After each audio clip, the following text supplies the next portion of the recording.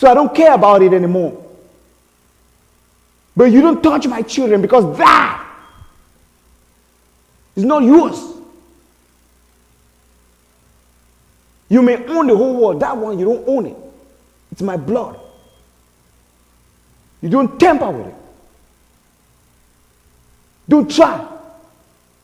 Because you, me, and God will deal with that. It's the three of us, you, me, and the one who gave it to me. I'm not afraid of you. Before we come to discuss about that, go a little bit backwards. Still in Matthew chapter 16. Do ye not yet understand? Neither remember the 5 loaves of the 5,000 and how many baskets you took up. This is Jesus Christ talking to his disciples and apostles. Because they did not have an understanding even though they were living with him. And this is something you need to know about Jesus and his apostles. Even though he lived with them, they didn't know him that much. There are many people here, they don't know who I am. That's why they mess around with me. Even though they sat with him and they did lots of things, they did not know who Jesus was. That's why they mess around with him a lot. That's why they mocked at him. They hung him on that cross and they were mocking at him. They only knew this man was so dangerous when he was finally taking the last breath. When they saw everywhere was dark. When they saw thunder was rumbling. A blind man will not see. No matter how you show the blind man, not see. He's blind. People are blinded with money. People are blinded by fame. People are blinded with fake power. They are so blind they can't see. And they touch everywhere. They think everywhere is the same. They think everybody is the same.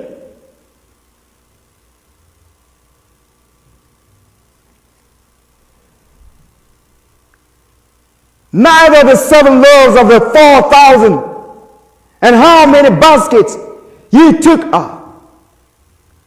How is it that ye do not understand that I speak it not to you concerning bread, that ye should beware of the leaven of the Pharisees and of the Sadducees.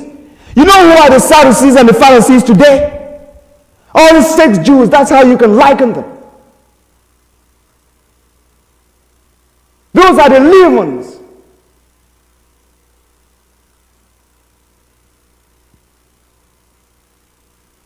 The Bible is describing them. Those that will pretend as if they are God's children, as if they are the custodians of God's word. And they will mess around with everyone's life. They are the Sadducees, they are the Pharisees, they are the ones that will crucify Jesus. Say, how come you don't understand? When I talk of bread, when I'm speaking in parables, you can't get it. How come you don't understand what is going on with your life? You don't take my children. You don't destroy my people. You don't destroy them because of their greed. You don't pitch a black person against a white person, an American against an Arab. You don't pitch them. You don't. You don't create hate and then sit behind, fold your hands and begin to watch. Don't destroy this country.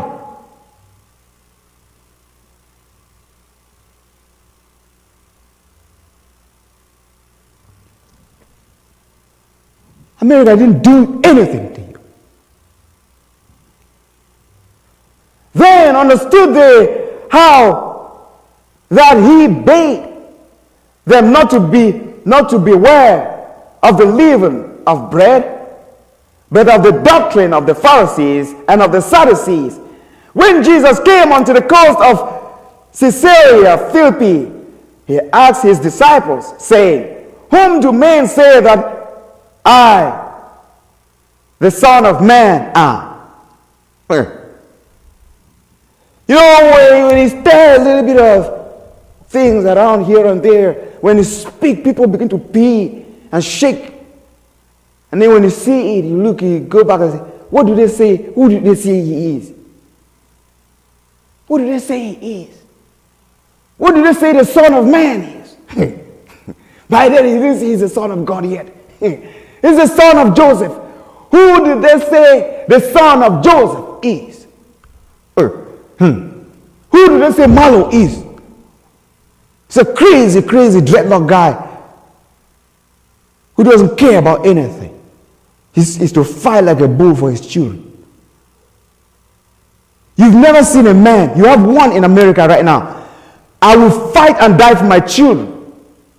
Everywhere you want to take them, I'm there. You can starve me. You can put me in the streets. You can do what you want. I'm fighting for my blood. It's mine. You will not stain them. You will not make them kill Americans. They will be good people. They will be responsible people. They will grow up to serve this country. I will be dying, lying in my deathbed, knowing that I brought forth lives in this country that serve this country rightly. I will die with honor in this country. You put that in your notebook. I will not let you destroy my blood and make them become worthless citizens of this country. It's not going to happen. Even if everybody neglects me, I will not stop.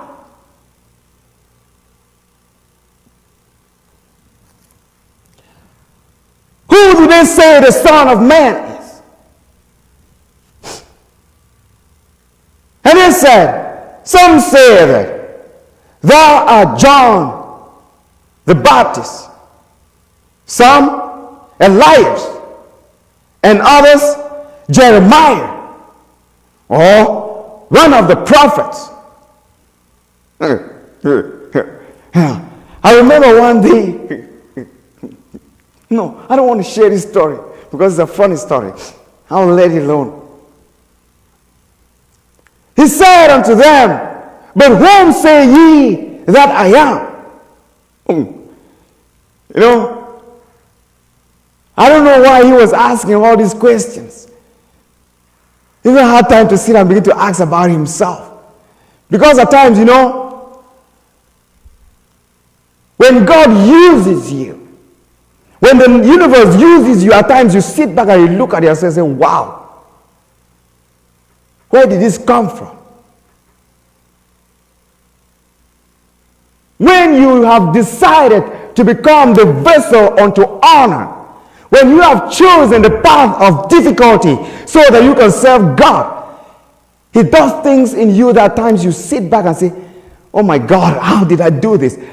What the hell do I think I'm doing? So at times Jesus sat and said, wow, who do they say I am? What do they think about me? Do they think the way I think? So they began to give him the various descriptions. Some say you are Isaiah. Some say you are John the Baptist. Some say you are the prophet. Everyone has his own idea about you. Then he turned and asked them, okay, you, who do you say I am? And then hear what Peter says. And Simon Peter answered and said, thou art the Christ, the Son of the living God. And Jesus answered and said unto him, blessed art thou, Simon Bar-Jonah, for flesh and blood hath not revealed it unto you or unto thee, but my Father which is in heaven. And I say also unto thee, that thou art Peter. You are a rock. Not that thing I see happening in that place. And that's why you find he put a comma. Say, thou art Peter. You are a rock.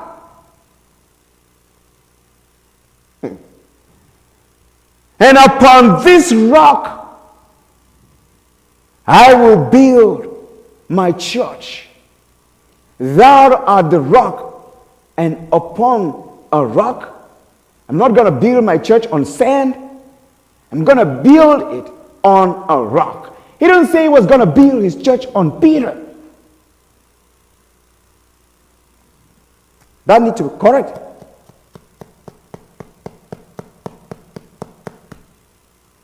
Correction. Number 2, from the King James Bible, which I'm reading. Written and endorsed by great-grandfather of my honorable queen. Says, Jesus was telling Peter, you said it well, Peter. You said it well. Blessed is you, Simon Bar-Jonah, for flesh and blood did not tell you this, but the Father which is in heaven. And I also say unto you that you are Peter. The meaning of Peter is rock. You are a rock. And on that rock, upon this rock, it didn't say upon you. It said upon this rock, I will build my church. If he was talking to Peter, he would have said, upon you, Peter, I'm going to build my church. What he was trying to say is that I'm not going to build my church on what is going to collapse. I'm not going to build my church on sand. I am going to build my church on a rock, which is your name.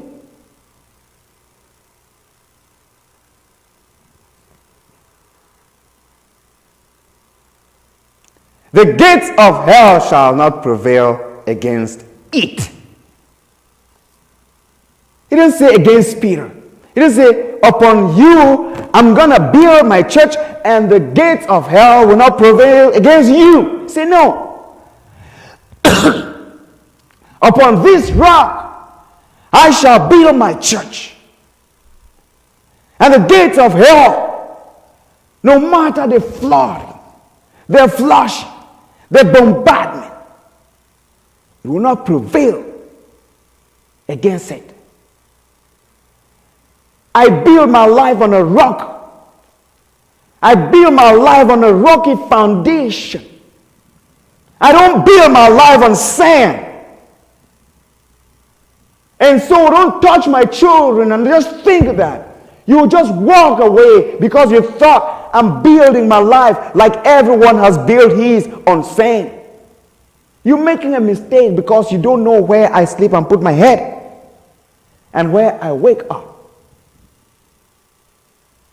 You may have your cameras and watching me, but you have no idea what is going on in my head.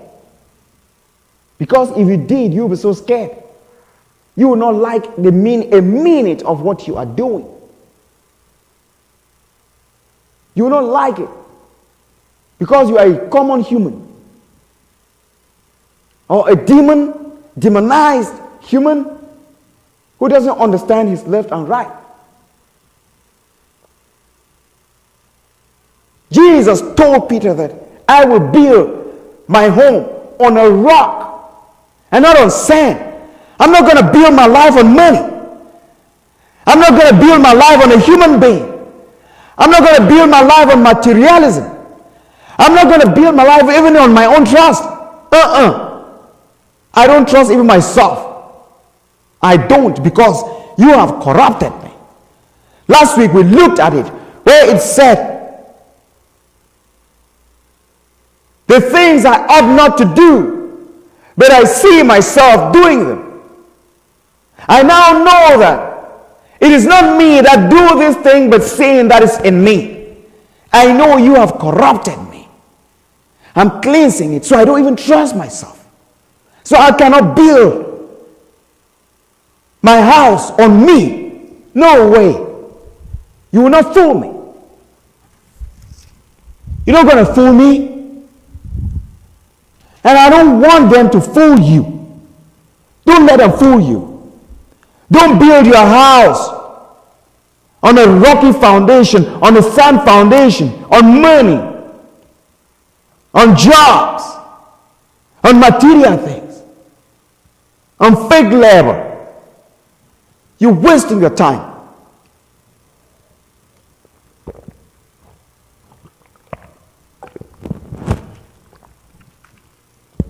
Jesus said he will not build his church on that type of a foundation. He said, no. See, you are a rock, Peter, and that is the type of place I'll build my church, on a rock, because it's going to stand.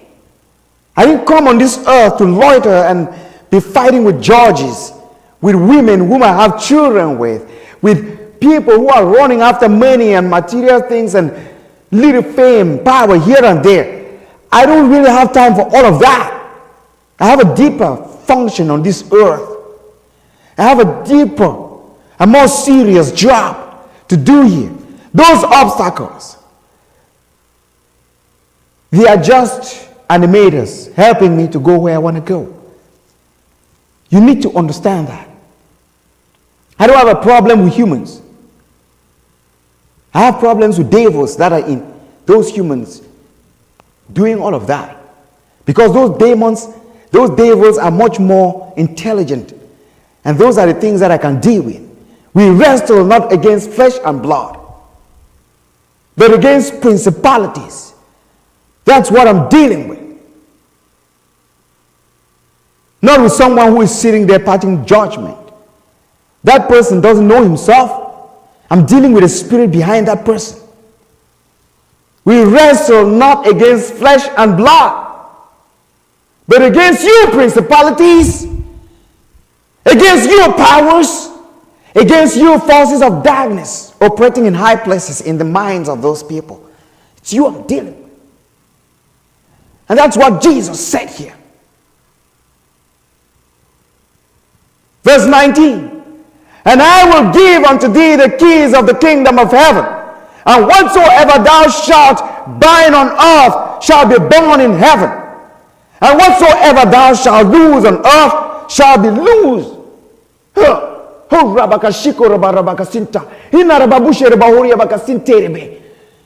Everything you bind on earth is born up there.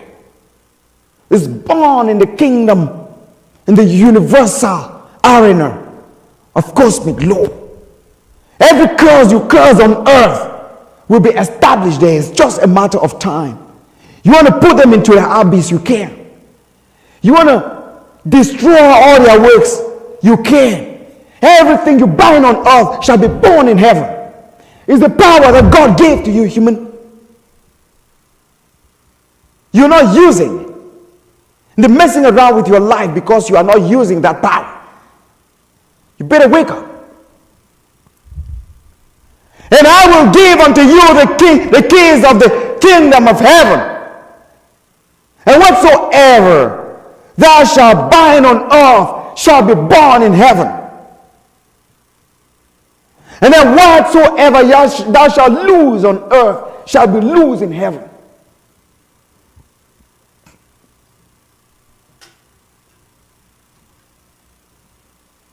That's why you see some of them who go and take fake powers to perform miracles. And go stand because they want to make money. You see, they will do like this. And you see people fall down. They do like this, people fall down. Because they use that to corrupt you. The Bible tells us that he will turn into an angel of light. Be careful. Be careful. Be very, very careful. Watch where you go. Watch what you believe. Very carefully. But remember, it's a principle and it's a promise of God. It's a promise of Jesus Christ upon your life.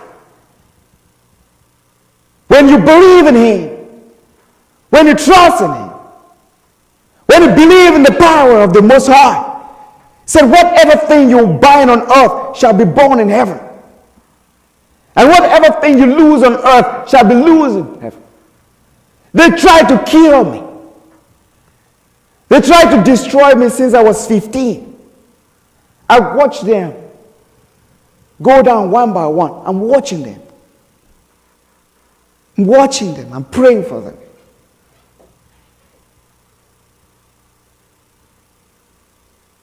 When I was born, my father spat into my mouth. You don't know what that is, do you?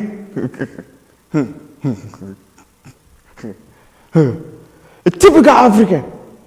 When he puts to birth a child, he wants the child to resemble him. The very time the child is born, he spit in him out.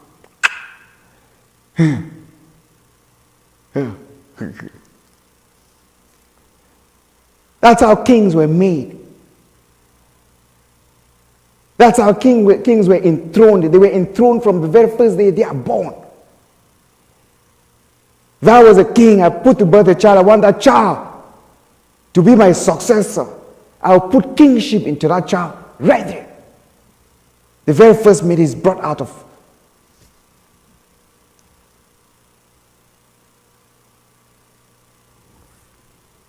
Brethren, you have powers that God gave to you. Somebody stole them away from you and is messing around with your life. 2016, don't let it happen anymore. If they want to kill you, they should kill you for your right. And you should be right with God. Die knowing that you have nothing to lose. One with God is majority. Don't be enslaved and then you end up still being killed after being enslaved. It's better to be enslaved all the way to death. And you know where you're going to.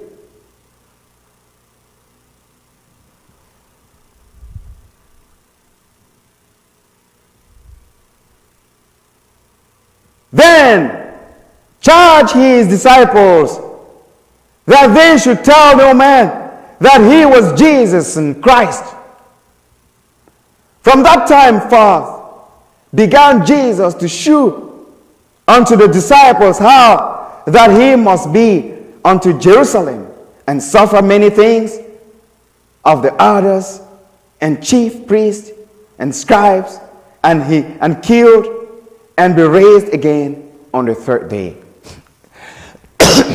You see, when he started speaking, those scribes, those chiefs, those Romans, they began to see a threat. He was threatening them. When he spoke of God, his language was not in alignment with their own. His preaching was not in alignment with what they've been preaching for thousands of years before he came. They were putting on the robe and moving very slowly and making judgments on people.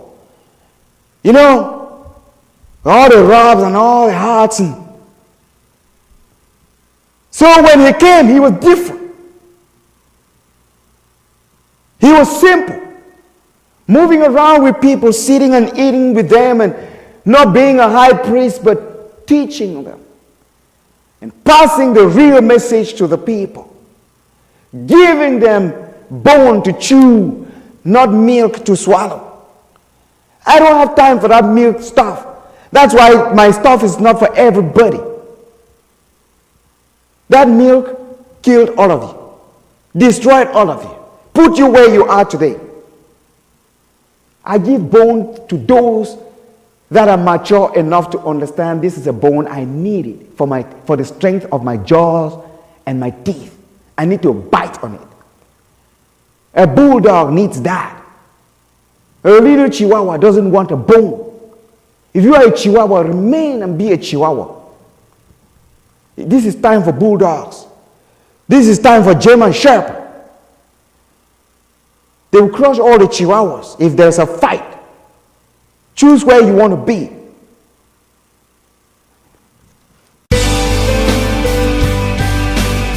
Ashamed. Happiness is not purchasable with money. I know that we ought to be happier than the happiest person on earth today. We ought to be healthier than the healthiest person on earth today. And yet, we ought to be smarter than the smartest person on earth today. The gift of happiness is not purchasable with money. The path is through meditation, in which you can achieve freedom and get release from the burden of material pursuit. Practical self-healing from sickness, poverty, negative vibration, and suffering. My mission in this life is to confront evil. My job is to point a pervading light. We believe in one misconception and another. Ashamed. The needs and wants of man are steadily increasing by day. The scourge of daily unrest, the more he has, the more he wants. We are not born into this world to accumulate material wealth. What a waste of precious time and effort. There are better ways to do this, brethren. Practical self-healing from sickness, poverty, negative vibration, and suffering is the purpose of this call. Learn how to unlock negative childhood beliefs and curses holding you back from finding joy while living your dreams and visions. Enter into your own consciousness. Meditation saved my life. Ashamed, breaking the horse, gave me strength and made my bone strong. Ashamed is one of the most effective ways to keep your heart strong. Find peace, love, joy, happiness, abundant life, stability, and everything you ever desire in life. My soul and I has prepared a special package for you.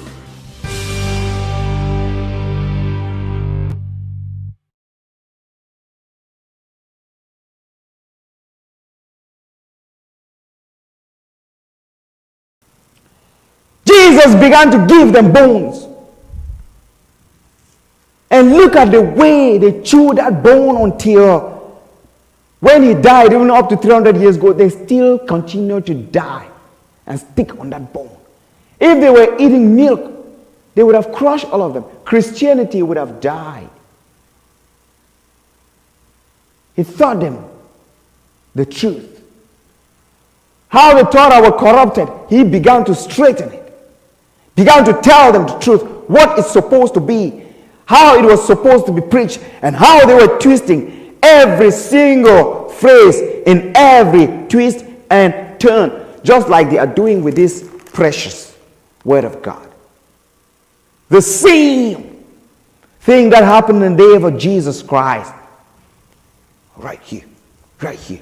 You go in the churches, you hear fake doctrine. You go there, you see them preach stuff that you shake your head and be like, whoa, whoa, whoa, this is not what it is, but that's what they would teach. You'd be like, this is not ringing. No, they don't know it, so it's ringing to them.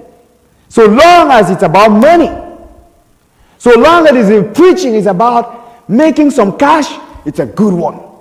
Because that's where everyone is gravitating towards. It's a good message, lovely message. Hey, blessing. Oh, the money is high. Oh, Rama, Shah, bless upon your life and let millions flow. That one. That's the message they want to hear. It's a lie. It's a corrupt message. There is no reality inside. There is no substance. There is no truth. There is no meat to chew. There is no bone to bite. No. It's all designed to make you weak. It's all designed to play with your psyche. You can't take that. That's not what Jesus preached. That's not what the Buddha preached. The Buddha didn't come and give milk for people to drink. He gave bones. Tell him you chew it or you don't chew it. Krishna gave a bone to Arjuna. He gave him a bone. Saying you will not fight is no excuse. Krishna told Arjuna, there is nothing like saying inaction. No, it doesn't exist. You have to fight. You have a battle in front of you. Put your axe together. You didn't come for the weak. Jesus, you did not come for the weak. Jesus said, I didn't come for the weak. I come for special people. Brethren, don't drink milk anymore. You've had enough of it. It's bloating you. You need to chew a bone because your teeth need to be strong. You'll be biting very soon. You will not have meat to drink because the whole place is being dry. There is no liquid anymore. We are heading towards where you have to bite stick or bone.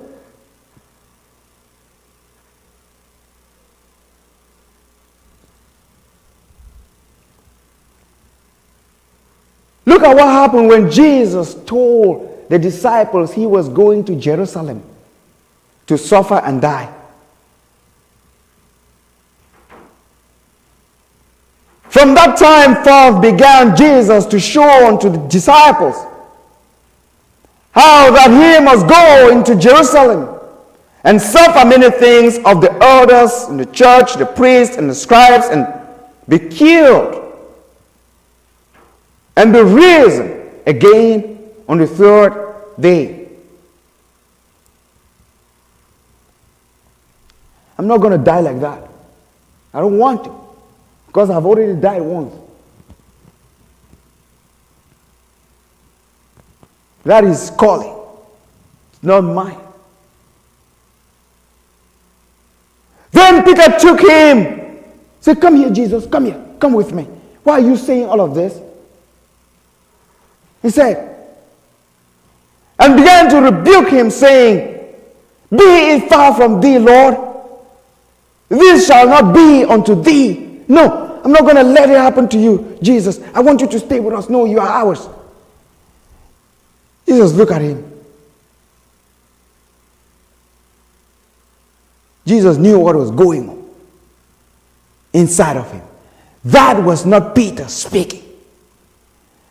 That was not Peter trying to protect Jesus. No, it wasn't. It was something else in Peter trying to confuse Jesus from accomplishing his job. And this is the same thing that happened to Arjuna when he had a battle in front of him. And on the opposite side were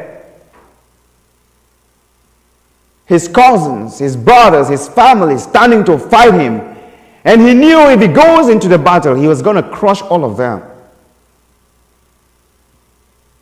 And that spirit was telling, no, don't fight. No, let this be far away from you. Those are your family. No, don't go there. Then Krishna comes out as Jesus came out. Look at him. So you, devil, get thee behind me. And look at the way he said. Then Peter took him and began to rebuke him, saying, be it far from thee, Lord. this shall not be unto thee.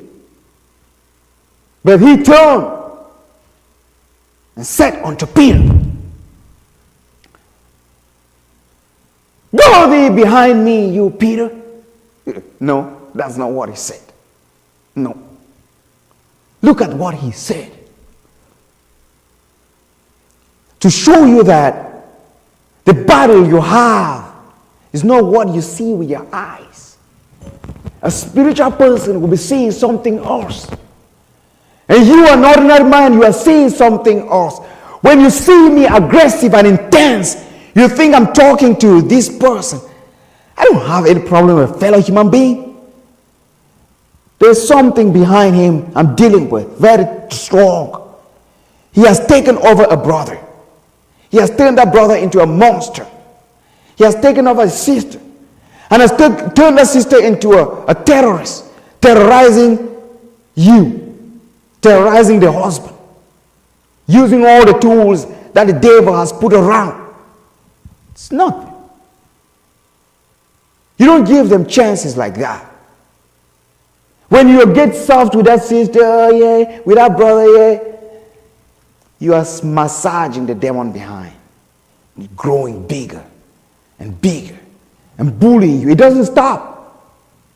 Have you seen the bullying in America stop? Don't you see that it's getting bigger and bigger? The more we try to pull back, the more it gets bigger. When will you understand that it's not the person you are facing, but the devil behind that person? And that you need to deal with that devil behind the person and not the person.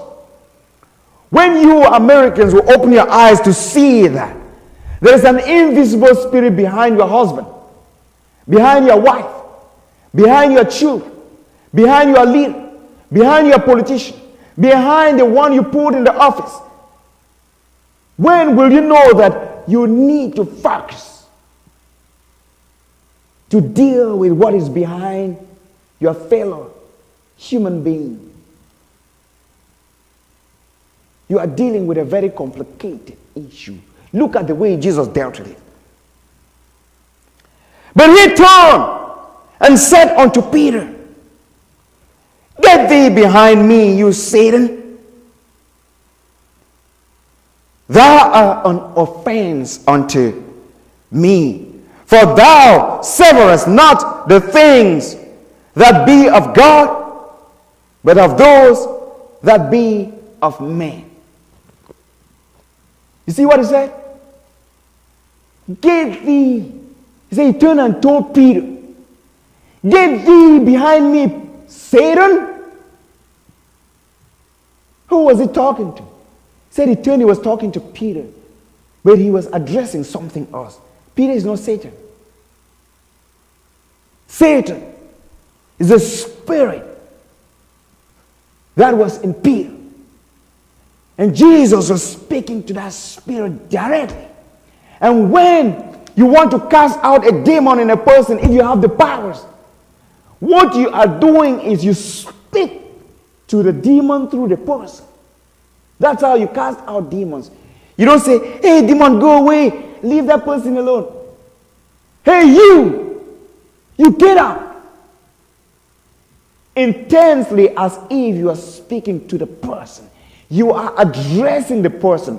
But inside of the person is a spirit, and that's where the spirit that you are sending is attacking. And you can't do that without focus.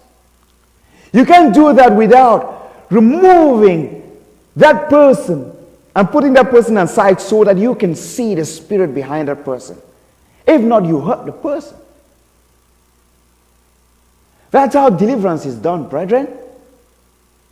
And that's why you see, I don't hate humans despite their craziness, because I know what I'm fighting against is behind that beautiful human.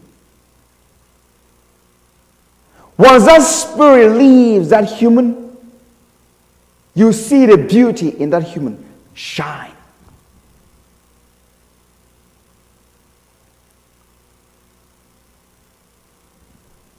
We live in a world that is very complicated for those whose minds have not been opened into many beautiful things that God has given. And the devil makes it look that way. He doesn't want you to know how powerful you are, how blessed you are. The Christians are having a taste of it, a little bit.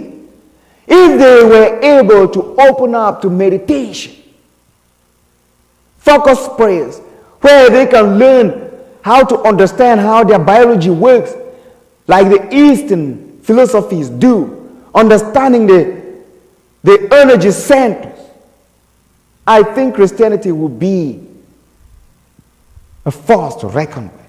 They don't. And that's a problem. So the prayer is not complete. The prayer is strong, but it's not complete. When Peter looked at Jesus and said, "No, don't go there," Jesus said, "Stop. Are you Satan in him? Don't, because the things you do are of man and not of God." Then said Jesus unto the disciples. Now he turned, when he finished dealing with the demon in Peter, he turned to his disciples. He didn't pay attention to Peter again for some time. He said, "If any man will come after me, let him deny himself." That's why you see, I don't force people to do what I know. If you want to do it, fine. If you want to understand it, fine. You need to deny yourself, because what I'm doing is very complicated. It's not milk. It's not rice to eat. It's denying yourself. It's refusing yourself and working towards that. Denying the pleasures that everyone is clamoring for. Jesus told the disciples, he turned, when he saw what Peter did, he turned to them and said, "Okay, now, look, I have to address this right now. If any man will come after me, let him deny himself and take up his own cross and follow me." You don't only deny yourself. No, it's not enough. Carry your luggage with you. Don't say, "Jesus, hallelujah. Oh, Jesus, I'm sorry. Help me." You see, carry your cross. All the Christians now, they think Jesus will come and carry their cross to them. You're lying to yourself. He's not going to come and take your cross from you. He didn't take it from the day he died. He told you here that you carry your own cross. How far have you carried your cross that you want him to take it away from you? Lazy Christian. You lazy human. And then you see me. I've carried my cross. I'm dying with my cross. You instead come and attack me and blame me and call me an occult. Guess what? He told you to carry a cross.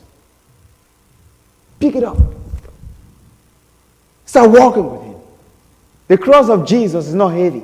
When you see me stand and pray like this, you can't stand like that for 1 hour. All those rich people you see there, they can't do it.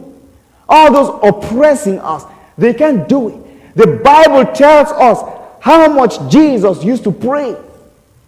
The Pharisees and the Sadducees, all they were busy doing busybodies, looking at who was saying what against them. They never had time to pray. All they did was occultism. The Bible tells us that there was a point where Jesus prayed. He would sit and pray until sweat started coming down like great drops of blood. That's how you're supposed to be praying. If you see me pray, you'll be afraid. And I just do that. I don't do it once. I do it every day. You will have to carry a cross to follow Jesus. Christians, please. Those your pastors making you to believe having all those cars and all those things is taking you to heaven. You're just lying to yourself. The cross of Jesus is very heavy. And unless you learn how to carry the heavy cross, you cannot really find true freedom and peace. You cannot stand and speak the way I speak. You need to understand that you need to carry a cross instead of saying Jesus will come and carry it for you. They've been lying to you. When he was climbing on that cross, he didn't tell you to come and carry his own.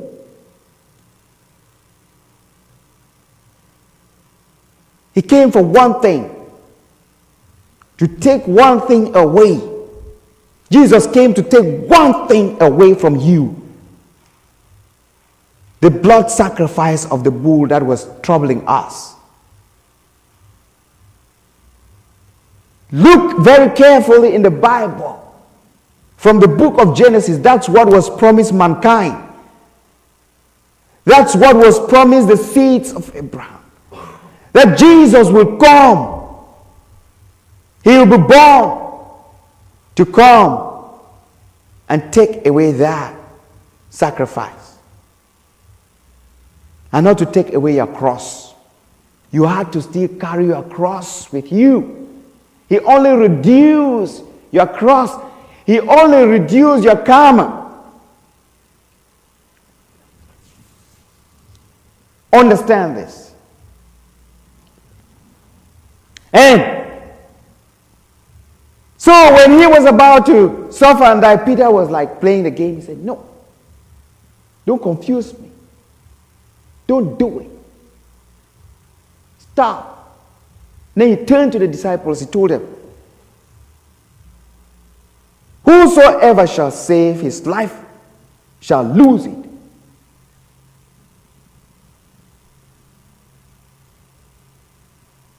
Did you hear that?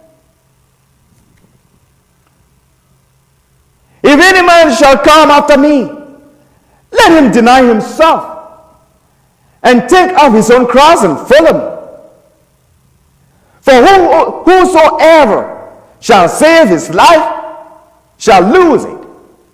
And whosoever will lose his life for my sake shall save it. You see why I keep telling you, watch out. You focus on food, materialism, money, this, that, fame, power. You're trying to gather this and that. You forget about your spiritual life.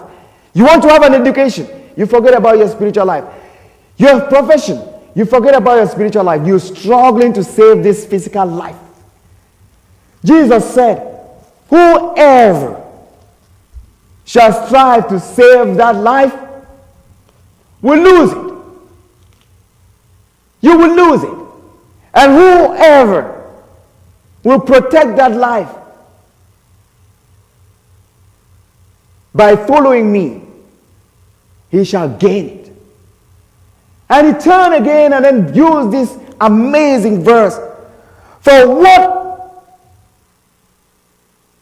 what is a man profited if he shall gain the whole world and lose his own soul? Or what shall a man give in exchange for his own soul?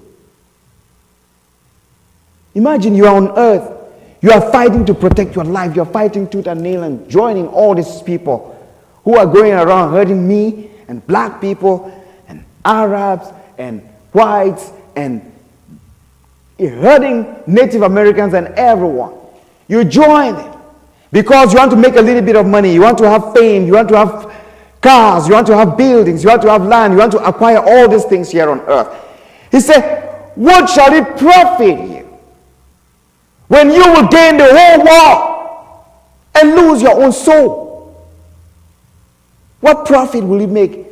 You will have less than 100 years to live on earth. You will have all those things. But you will lose them. What is the benefit? Twinkle of an eye, your life is gone. So what is the reason? What is the purpose? For the Son of Man shall come in the glory of his Father with his angels, and then he shall reward every man according to his works. Verily, verily, I say unto you, there will be Some standing here, which shall not taste death till they see the Son of Man come in his kingdom. What shall it profit you to gain the whole wide world and lose your soul?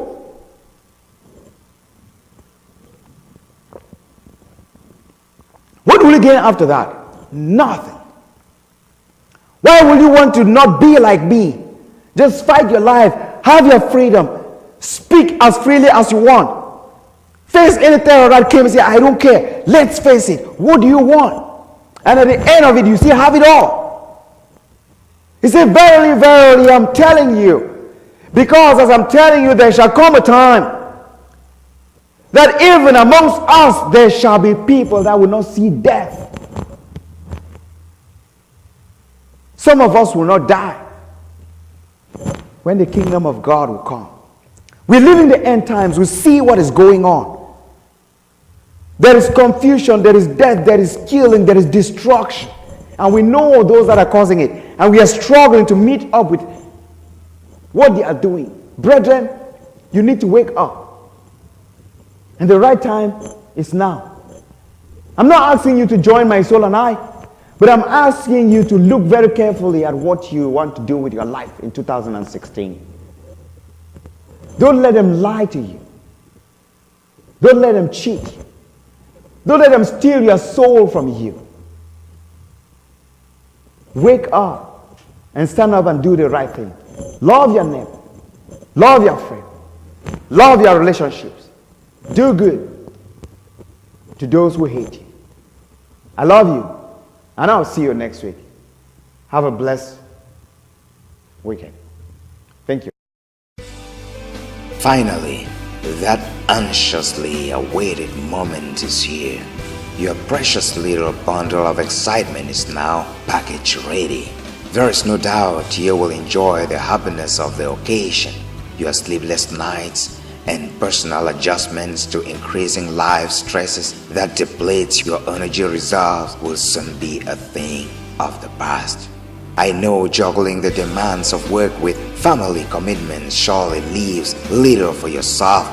This usually results to stress, unhappiness, ill health, and more. It's like a house of cards.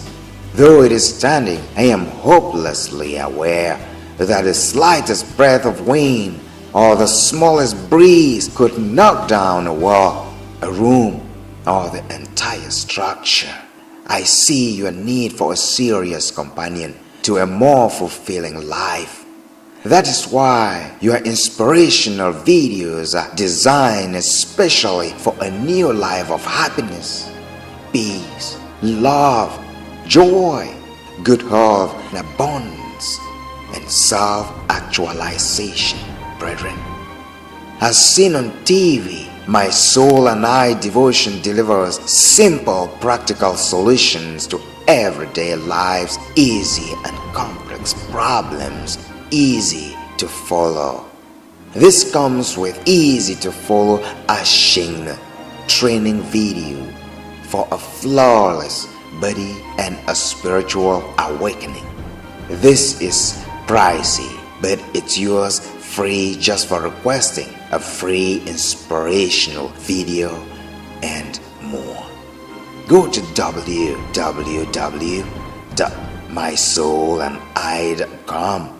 Mark a yes in a box of choice on the postcard, and I will rush your first free inspirational DVD and more to you. Look, I decree a good thing upon your life, and that the rest of your days be blessed.